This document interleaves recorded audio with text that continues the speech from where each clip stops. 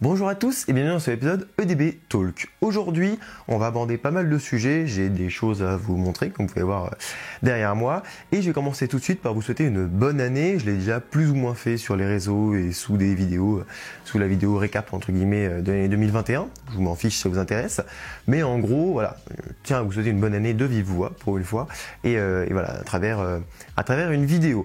Donc aujourd'hui, il y a pas mal de sujets à traiter, je pense que être pas mal intéressant. On va commencer par le plus flagrant finalement, c'est le nouveau décor. Alors, je vous ai expliqué dans la FAQ que j'ai faite il n'y a pas très longtemps que le décor qu'il y avait avant resterait, celui avec la montagne russe, etc., que vous voyez depuis pas mal de temps maintenant. Celui-là existe toujours et existera toujours. Sauf que, étant donné que je ne suis plus à l'endroit où il y a ce décor, en tout cas la moitié de l'année, eh ben il faut que je trouve un nouveau décor. Au début, j'avais pensé à un fond vert que j'ai fait pendant un épisode. Ça a rendu plutôt bien, hein. Le rendu était franchement assez correct, surtout d'après vos retours. Le problème, c'est que moi, ça m'a pas plu, déjà à tourner, la manière de faire. Et bref, ça m'a pas plu. Je me suis dit, bon, tant qu'à faire, on va en profiter, on va faire un nouveau décor. Donc là, c'est vraiment une ébauche du nouveau décor. J'ai mis une lampe comme ça, voilà, ça fait un petit truc un peu sympa, c'est pour éviter que tout soit vide. Il y a des petites LED derrière les cases, mais en gros, voilà, il y aura des choses là-dedans. Je suis en train de voir pour trouver des trucs à mettre dedans qui pourraient être cool.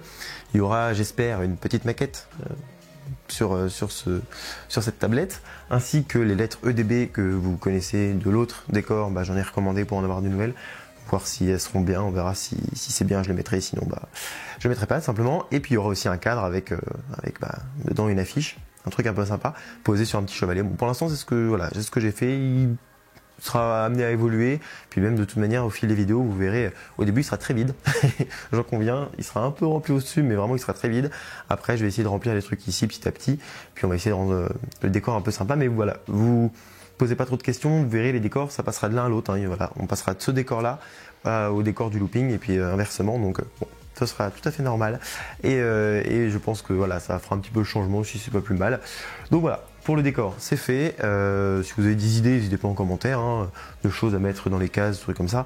Pour l'instant voilà, je suis en train de voir un petit peu, mais c'est pas très simple de trouver des objets un peu sympas à mettre qui rendent bien à la caméra, donc bon, pour ça on verra. Autre chose, et là ça me tient vraiment à cœur, j'ai participé à un podcast avec Loop. C'est des amis qui ont un média sur les parcs évidemment, et donc ils ont un podcast et j'ai participé à ce podcast en compagnie aussi de Puissance Park et c'était déjà génial, hein. Ça fait plusieurs mois maintenant mais c'était vraiment cool et j'en garde un super souvenir.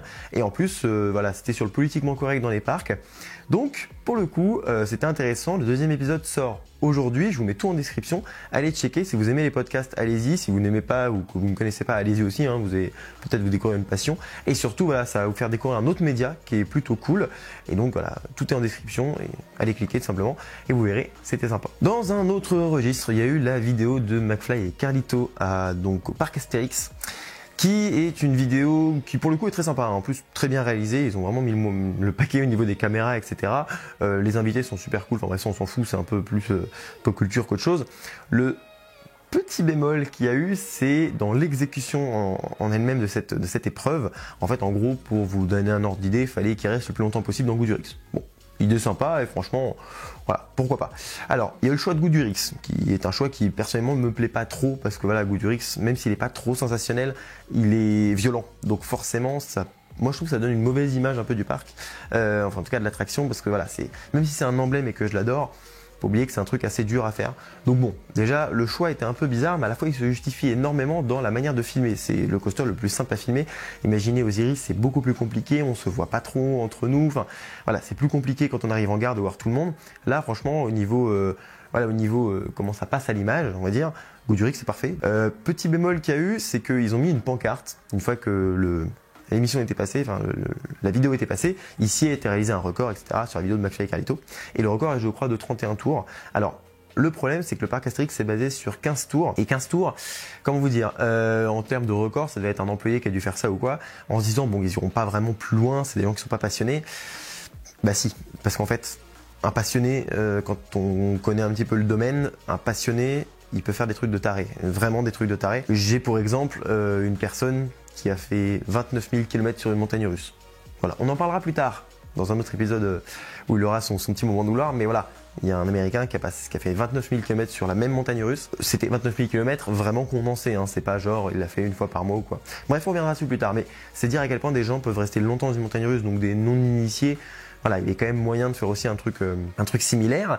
Donc ça c'est une première chose, donc ils auraient pu, je pense, mieux s'armer face à ça et comprendre que voilà, les gens allaient tenir aussi longtemps. Bon, s'ils réitèrent, je pense qu'ils feront en sorte soit d'étendre la plage de tournage, soit de mettre des petits jeux, des trucs en plus pour faire virer plus rapidement les gens. Donc pourquoi pas, mais bon, l'idée en elle-même était cool, hein. C'est juste pour revenir sur quelques détails, en parler finalement. Je voulais pas en faire une vidéo dédiée, même si ça aurait été intéressant, mais ça faisait trop, je veux surfer sur un truc qui me plaisait pas trop. Enfin, dans le sens, ça faisait trop, voilà, putaclic, vraiment vénère, et là non, j'aimais pas. Donc voilà, j'en parle un petit peu comme ça aux gens qui suivent ce genre de vidéos, les EDB Talk, principalement les abonnés, donc voilà, ça reste dans un cadre entre guillemets plus restreint. Et voilà, la vidéo en elle-même est sympa, mais il y a ce petit détail et je pense qu'ils auraient pu s'entourer de passionnés, pas forcément moi, mais on est beaucoup à être passionnés, et seulement pour donner des conseils, soit pour avoir une référence, c'est-à-dire mettre deux personnes complètement tarées qui resteraient donc dans les deux derniers rangs et qui seraient un peu la référence. Si eux lâchent, c'est que bon bah là c'est dur, mais sinon même voilà, ça s'aider de passionnés, nous on est très demandeurs, hein, si on peut juste aider même en off sans être cité, sans rien, mais juste voilà.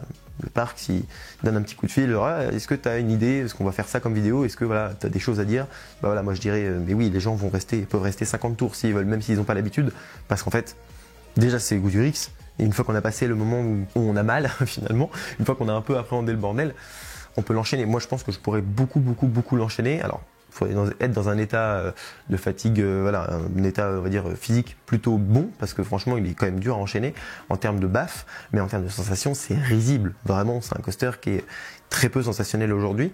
On fait ça, je pense, sur ne serait-ce qu'un Taron. Et encore, Taron, ça peut aller, parce qu'il n'y a pas non plus de trucs trop hard.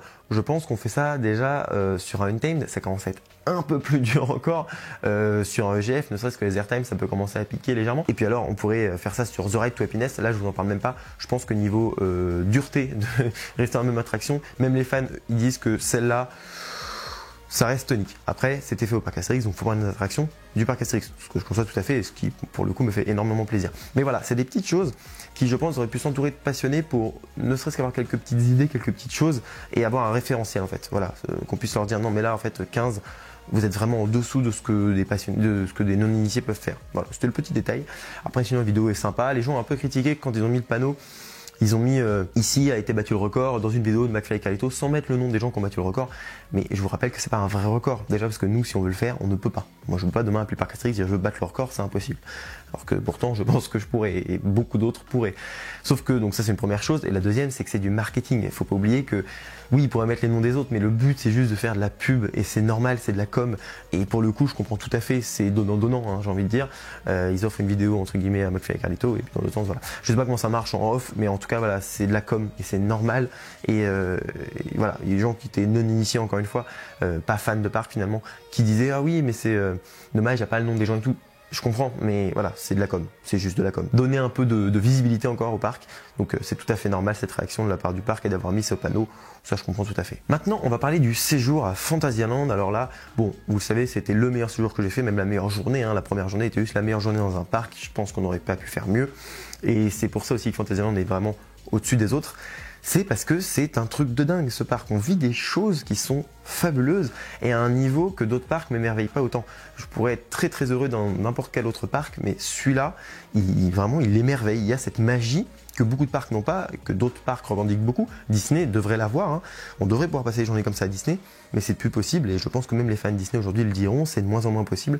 Hors Covid, hein, même voilà, dans la manière où dont c'est fait, dont c'est géré, c'est de moins en moins possible. Même si ça reste un parc où je pense qu'on peut vivre des super choses avec les événements qu'ils organisent, ce qui est quand même voilà, avec les shows etc qui sont vraiment cool. Bref, je vais revenir sur Fantasyland. Si vous n'avez pas vu la vidéo, je vous la mets en fiche parce que bah, pour le coup j'ai eu des super retours de votre part et j'en suis vraiment très content. Elle vous a vraiment plu.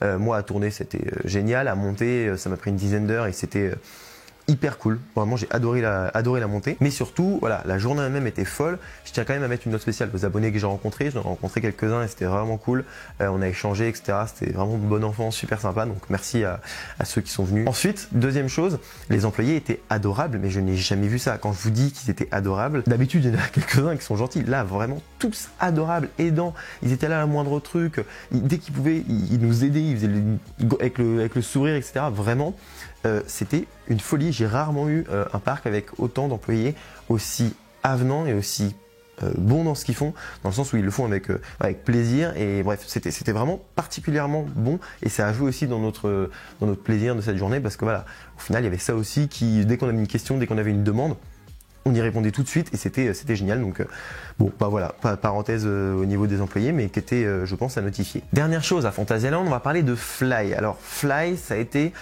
assez compliqué pour eux cette année, enfin, en tout cas vers la fin de l'année, parce qu'il a commencé à tomber en panne. Il a eu des pannes au niveau des capteurs principalement, d'après ce que j'ai pu voir. En fait, il faut comprendre qu'au niveau de la préouverture, l'attraction a ouvert, était aboutie, finie, et franchement, elle a tourné comme une horloge. Elle tournait tous les jours nickel. Quelques temps après, donc elle a ouvert officiellement, donc cette année en début 2021, enfin du coup l'année dernière. Et alors ce qui s'est passé, c'est que au début elle tournait très bien aussi. Puis petit à petit elle s'est mise à avoir des pannes. Alors des pannes des fois qui étaient très longues. Bon, ça c'est normal, au bout d'un moment un coaster aussi technologique va avoir des pannes longues qui se produisent une fois, et puis voilà, c'est bon, parce qu'on n'a pas l'habitude, parce que voilà, c'est des petites choses comme ça. Et ça c'est tout à fait normal, et ça arrive. Là où c'est moins normal, c'est quand c'est trop récurrent et plein de petites pannes qui gênent un peu l'exploitation. Et nous, on a pu voir, donc, ne serait-ce qu'au niveau des trains, il y avait des problèmes de capteurs. Et en fait, en gros, quand ils fermaient le harnais, donc ça, le capteur le comprenait tout à fait. Et en fait, il y a deux petits trucs qui tiennent les chevilles. Vous mettez vos jambes dans deux petits systèmes qui vous les maintiennent. Et ben ça, il y a un capteur par système. Bon bah ok, très bien, un capteur par truc qui maintient les jambes. Bah ça fait foirer tout le train. En fait, parce que le train dit bah non, je refuse de faire partir le train avec des gens dedans s'il y a ce truc là qui n'est pas loqué, alors qu'il était fermé, hein, mais le capteur ne le comprenait pas. Du coup ils étaient obligés d'évacuer ce rang là, donc les deux sièges en général, et ils l'ont fait sur plusieurs rangées, ce qui fait qu'au bout d'un moment les trains tournaient à une ou deux rangées de moins. Voilà.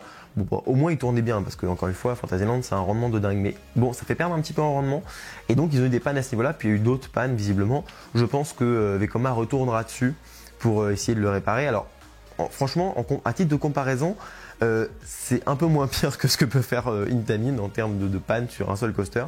Mais encore une fois, voilà, chez Vekoma, ça reste anecdotique ce genre de panne. Et je pense qu'au fil du temps, ils vont le refaire là cet hiver. Ils vont essayer de le reprendre un petit peu.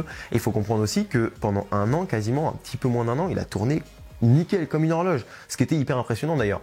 Mais bon, voilà, je pense qu'au bout d'un moment, les capteurs, voilà, ils captent de moins en moins. Peut-être qu'il va falloir les changer, en prendre de meilleure qualité, ou changer leur fonctionnement pour qu'ils durent dans le temps. Voilà, je pense que ça va être des choses comme ça, puis il y a pas mal de petits systèmes à revoir, mais c'est normal, et c'est des pannes pas graves en soi, mais qui évidemment gênent l'exploitation correcte du coaster. Voilà, c'est une petite parenthèse là-dessus. Visiblement ça n'a pas l'air d'être trop grave comme panne sur Fly, donc je pense qu'année prochaine on n'en entendra plus parler, et en tout cas je l'espère. Dernière chose, j'ai eu l'honneur d'être dans l'onglet Tendance de YouTube France pendant 24 heures. Donc pendant 24 heures, quand vous ouvriez l'onglet d'abord Explorer, j'étais en premier, j'apparaissais direct, et quand vous ouvriez l'onglet Tendance, j'étais en 4e position, donc derrière la 3e vidéo la plus mise en avant à ce moment-là. Donc pendant 24 heures, j'ai été mis là comme créateur à découvrir. En fait, en gros, faut remplir un certain nombre de critères, avoir un certain nombre d'abonnés, être régulier, etc. Ça, je me suis renseigné après quand j'ai vu que j'étais dedans. Et en fait, une fois que j'ai rempli ces conditions-là, on est plein de youtubeurs à remplir ces conditions-là. En fait, c'est quelqu'un d'humain, une vraie personne qui va sélectionner la chaîne et qui va donc dire voilà, elle va être mise en avant, parce que ils estiment que, je sais pas, ils ont décidé de me mettre en avant, et j'en suis très reconnaissant envers YouTube. Honnêtement, alors je vous rassure, ça m'a pas fait gagner des abonnés des milliers, des cents. J'ai fait mon record d'abonnés sur une journée, mais c'était 190, un truc comme ça. Donc là, voilà, c'est mon record d'abonnés grâce à cette journée-là. Donc mine de rien, ça rapporte quand même des abonnés. Ça peut avoir intéressé de nouvelles personnes. D'ailleurs, bonjour à ceux qui sont abonnés à cette occasion-là. Mais c'est pas non plus, ça va pas changer la vie de la chaîne, loin de là. Mais c'est plus une reconnaissance, et je trouve ça fabuleux. Enfin, moi, ça m'a fait énormément plaisir de me dire voilà, ma chaîne marque. J'ai besoin souvent de me rassurer, parce que je me dis, voilà, je fais mon petit décor, là vous vous rendez pas compte, mais je suis dans un appart étudiant, donc c'est un peu le bordel tout autour. Les lampes, elles sont calées à côté de mon lit, etc. Enfin, c'est comme chez moi, en fait, c'est le même bordel. Donc j'ai des fois peur de cette non-légitimité à être sur YouTube, à pouvoir faire des vidéos dans ce genre, de ce type-là. Donc c'est vrai que ça rassure, et je me dis ok, ça me prouve à moi-même que les vidéos, elles sont assez qualitatives pour avoir leur place sur YouTube. C'est plus ça en fait ma démarche. Et puis voilà, ça fait énormément plaisir. Et d'ailleurs, je tiens à vous remercier vous aussi, parce que c'est évidemment grâce à vous déjà qui portez la chaîne, parce que plus vous regardez, plus vous mettez de commentaires, etc., plus moi évidemment ça me fait plaisir et puis ça me donne envie de continuer à faire des vidéos, mais surtout avec l'audience que j'ai, ça me permet justement d'être dans cet onglet et je trouve ça fabuleux. Voilà, pendant 24 heures j'étais dedans et je tenais à vous remercier vous, évidemment je remercie YouTube, mais vous également parce que comme d'hab, la chaîne sans vous ce n'est rien, mais ça c'est évident, tout le monde le sait sur YouTube, c'est normal, mais voilà, je tenais vraiment à le dire encore une fois. Et donc j'étais dans cet onglet là, ça se reproduira je pense plus jamais, mais en tout cas de cette manière là, c'est sûr que ça se reproduira pas. D'une autre manière, être en tendance, je pense pas non plus, hein. Il y a quand même non, sûrement pas, mais en tout cas voilà, je suis vraiment très content et ça m'a fait énormément plaisir et voilà, c'était juste fabuleux. Et quand j'ai reçu la notif de je suis dans l'onglet tendance, je vous jure, mon cœur s'est mis à battre super vite, je suis en mode ok d'accord, il se passe quoi là. Et même juste sur le principe, c'était dingue, puis il y a eu plein de retours aussi sur les réseaux sociaux où j'ai mis ça, les gens m'ont dit bravo, etc. Donc ça fait vraiment plaisir. C'est con, mais en fait c'est vraiment ouais, j'ai pris du love, je suis en mode super, très content. Donc ça c'était cool et j'étais vraiment content de ça. Donc là je vous rassure, bientôt SDB World reprendront. Là pour l'instant aujourd'hui, normalement ça aurait dû être un EDB World, mais vous avez compris que j'ai changé un peu d'endroit, etc. Et il a fallu que je crée le décor qui va encore grandir ces prochains jours. Donc voilà, là je pose un peu les bases et puis SDB World ils vont suivre. Ne vous en faites pas, il y en a plein de prévus. On va commencer par un récap des nouveautés 2022 qu'il va y avoir. Il y a plein de trucs à dire. Puis après on va partir, j'ai plein d'histoires de part. J'ai des accidents aussi, j'ai des aspects techniques à faire. Bref, j'ai vraiment plein de sujets. Donc on va s'éclater, ça c'est sûr. Ceci étant dit, je vous remercie d'avoir suivi cette vidéo jusqu'au bout. Je vous dis à bientôt pour une prochaine vidéo, soit en EDB World, soit une vidéo dans un parc. D'ici là, soyez enthousiastes. Salut!